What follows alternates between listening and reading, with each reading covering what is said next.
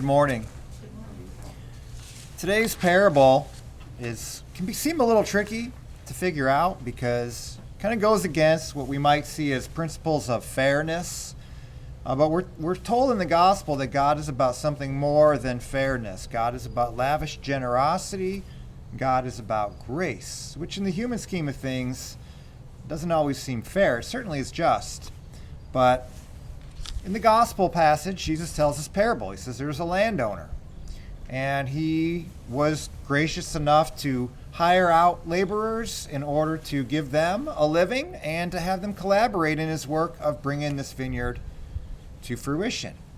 Of course, in the Bible, grapes and vineyards come across a lot. In fact, the kingdom of God is usually described in so many parables in terms of a vineyard and the new wine of God's grace. The first miracle of Jesus was at the wedding feast at Cana, where he transformed water into wine. And we see at the Last Supper, Jesus takes the fruit of the vine, the cup, and he says, "Take and drink. This is now the cup of my blood, which will be shed for you and for many, the blood of the new covenant. Do this in memory of me." So there's all kinds of symbolism here in the vineyard and the grapes, which are cultivated, which eventually become the wine of gladness that symbolizes the grace of God's kingdom. So the parable is addressed to primarily, I think, to Jewish leaders, the Pharisees and the scribes, etc., because they had been serving God for a very long time. They had been serving the vineyard from the early morning and throughout the heat of the day, so to speak. They had been fasting, they had been praying, they had been keeping the law, going to synagogue, being observant Jews. And now all of a sudden, the Johnny-come-latelys, the Gentiles, the tax collectors, the prostitutes, the sinners, those who previously had been outsiders in the kingdom of God. Now Jesus is inviting them in. And some of these leaders are saying, whoa, we've been faithful, pious, devout Jews our whole life. We've been toiling in the vineyard. We should get more. And Jesus is basically saying, well, you get to go to heaven by serving God. They get to go to heaven by serving God, believing in me, repenting, being my disciple. The end result is heaven for everyone. And at the end, Jesus has to tell them, he says, well, am I not free to do what I want with my own money? Are you envious because I am generous? So our generous God gives all of us who are willing to accept the job in the vineyard what we don't deserve. We don't deserve heaven. If God gave us exactly what we deserved, then none of us would be able to enter into the kingdom. The reason we get into the kingdom is because of the goodness, the generosity, the love of Jesus. Also, he gives us a job in the vineyard. I think that's very important. Everybody has a role to play in God's vineyard. God's not just kind of like a welfare God, who just gives free stuff out to people. He gives us all the dignity of having a role to play in his kingdom. God could easily have done it better himself. But he says, no, I want you to be a part of this. I want you to collaborate. And everybody has a role to play in God's vineyard. For some people, it's a particular role. Like myself as a priest or Marianne as a liturgical minister or the lector. We're sitting here today at the liturgy and we have a particular role that is very front and center, you would say. It's church people. But the vineyard is not just church. The vineyard is the world. And you going off and doing your work well and prudently and wisely and with diligence each day, that is contributing to the building of the kingdom of God. Your parenting, your grandparenting, trying to love your spouse, trying to be a good neighbor. All these things are contributing to the building up of the vineyard. And again, everybody has something to contribute. So that's my homily for today, but I'm not quite done because today is the annual Diocesan Appeal kickoff weekend, and I have to talk a little bit about that in my role as your pastor.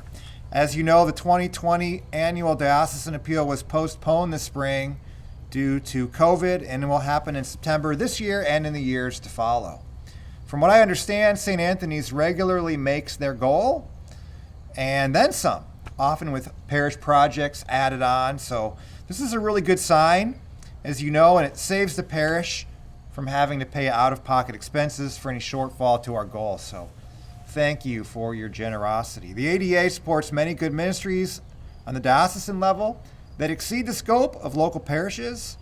Supporting our local church, both on the parish and diocesan level, is an act of faith and love towards God, and is always richly blessed.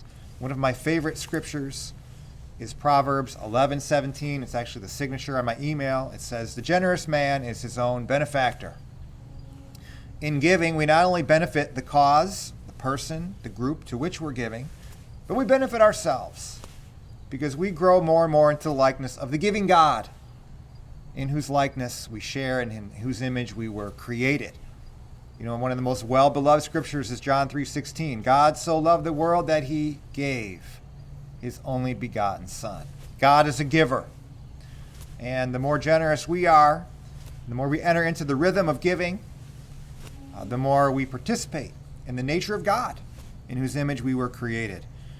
So due to COVID hardships, the ADA goal was reduced by 11% across the board this year, making our St. Anthony Parish 2020 total $41,340. As you know, the rectory flooded on July 15th, exposing some serious needs, including some structural damage that needs repaired, some mold remediation, and the installation of a dewatering system, plus significant reconstruction and renovation. Actually, just this week they came in and gutted the lower level. They've done most of the mold remediation, so we're pretty much in limbo now until the end of October when the dewatering system can be installed, and then they'll start the reconstruction. So even with the insurance money, which we're going to get, not sure on that number yet, but there's still going to be significant expenses for our parish in order to finish this work. So we're using the $27,000 that we currently have in diocesan savings, but we're still going to have to take out a loan to pay these urgently needed and time-sensitive costs. So for this reason, in consultation with the trustees and finance committee, we're asking for a generous and sacrificial additional $20,000 on top of the $41,000 goal this year to help offset the costs of the rectory work. This will help to quickly repay our loan and minimize those 5.5% interest payments. The $61,000 total that we hope to raise through the 2020 ADA will actually be a similar amount to what was raised last year, thanks to our generous parishioners. So do what you did last year, and we should be good. It's not easy to ask for money, especially as a new pastor, but I also believe that good leadership demands being a straight shooter and stewarding our assets wisely for the long haul.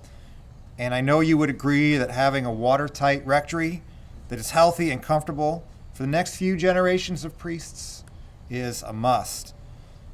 So again, I thank you in advance for your generosity and for your understanding. My hope is that when this whole thing gets done and this COVID thing is over, we can have a nice open house and show you the beautiful improvements that we've made to our rectory. You know, we talked about everybody has a role in the Vineyard. Well, my role is to live among you and minister to you, offering you word, sacrament, and the comforting presence of Jesus as I accompany you in your spiritual life. And that entails that there's a safe and healthy place for me and my successors to live. So may God bless you. Let's keep praying for a swift and decisive end to the pandemic that we're living through. And let's ask God to bring us through to the other side of it stronger than ever.